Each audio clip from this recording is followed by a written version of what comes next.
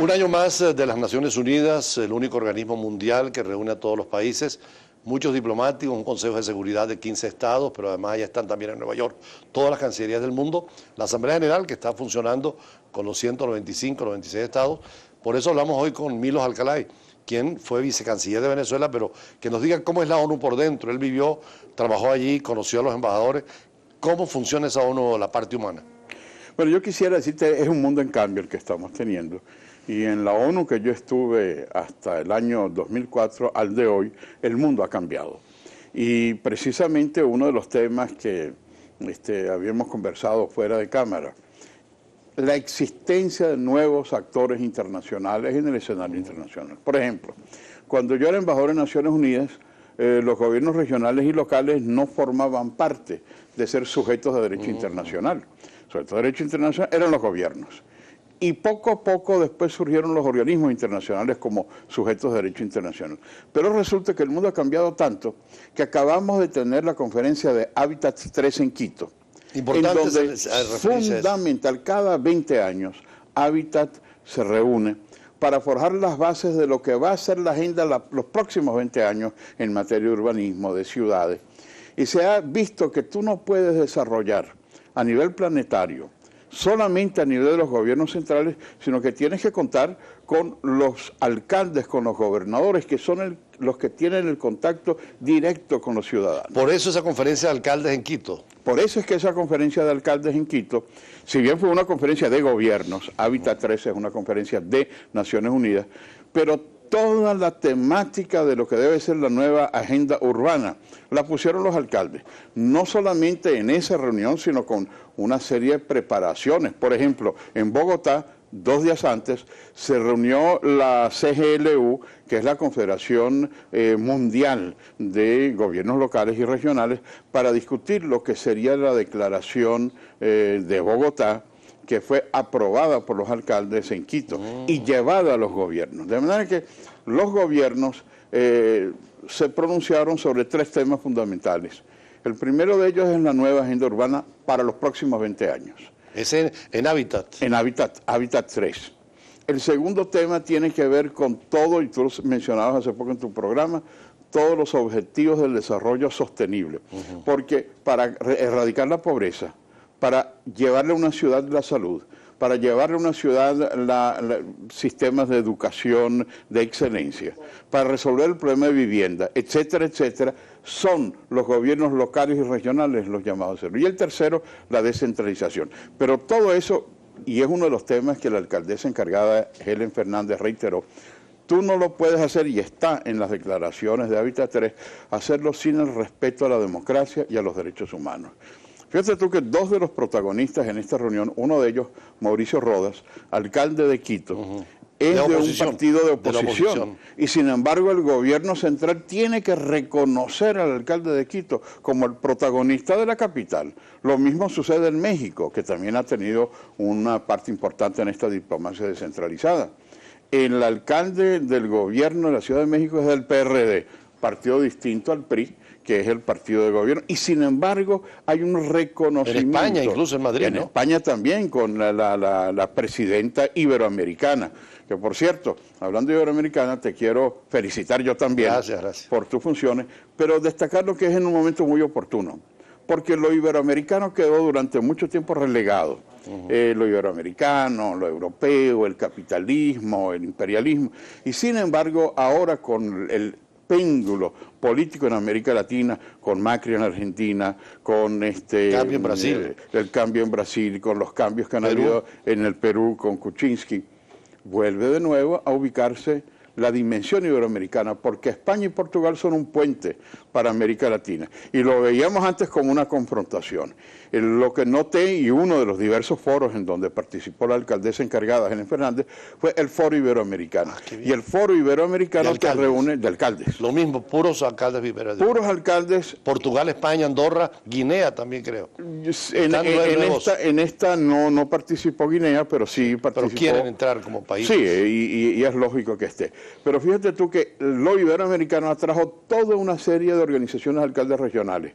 Una que es de Mercociudades, que son los de Mercosur, otra que tuvo que ver con los alcaldes de centroamericanos que formaron parte de este foro iberoamericano, otro que es FLACMA, que es la federación que reúne en cada país a los alcaldes de todas las ciudades. El otro es Metrópolis, que tiene que ver mucho con América, las grandes ciudades de América Latina, y todo eso bajo si tú quieres, bajo el paraguas iberoamericano. ¿Por qué?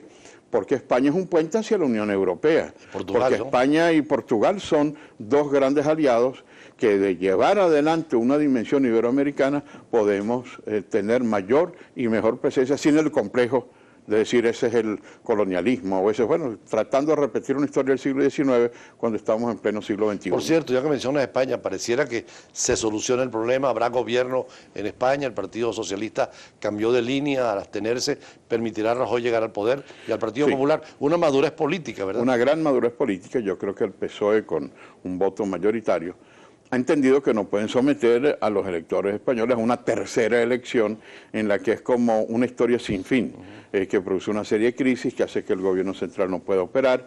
Igual que te decía antes que es necesario que el gobierno central respete las regiones, los partidos políticos tienen que buscar mecanismos de solución. Y yo creo que eso va a ser a pesar de que no van a respaldar al gobierno de Rajoy, sino abstenerse, van a permitir formar un gobierno sólido. Y esa es la democracia. La democracia, los gobernantes tienen que tener el sentido, el olfato político de saber cuándo llega su fin, cuándo es el momento de dejar el poder y cuándo es el momento de permitir que nuevas realidades se den. El PSOE tuvo ese olfato político, entendió que lo que España necesitaba era un gobierno que tenga la mayoría, como en efecto lo obtuvo, y que hay que respetar la decisión mayoritaria del pueblo español. Hablando de respeto, estábamos viendo cuando tú llegabas acá al presidente de Venezuela llegar al Vaticano, el respeto necesario a la Iglesia Católica, a sus autoridades, a los cardenales, porque ha habido un aplauso al cardenal venezolano, pero algunas críticas inmerecidas de parte de algunos funcionarios, algunos voceros. Creo que esto desmiente esta visita, esa actitud de algunos extremistas que han atacado al cardenal Porras innecesariamente. Mire, yo te quiero decir que nosotros tenemos en el cardenal Porras a uno de los venezolanos más insignes y más respetados a nivel mundial. Yo he tenido oportunidad de ver la dimensión de este cardenal que nos hace sentir a los venezolanos orgullosos de alguien identificado con la doctrina social de la Iglesia, identificado con los principios y valores del cristianismo, pero también con el signo de los tiempos hacia la justicia social. Venezuela queda realmente representada con el nuevo cardenal en una dimensión extraordinariamente. Segundo punto, lo que tú señalas. Yo veo con preocupación que tanto el gobierno como la oposición le han pedido a la Santa Sede que intervenga para ciertamente encontrar un camino.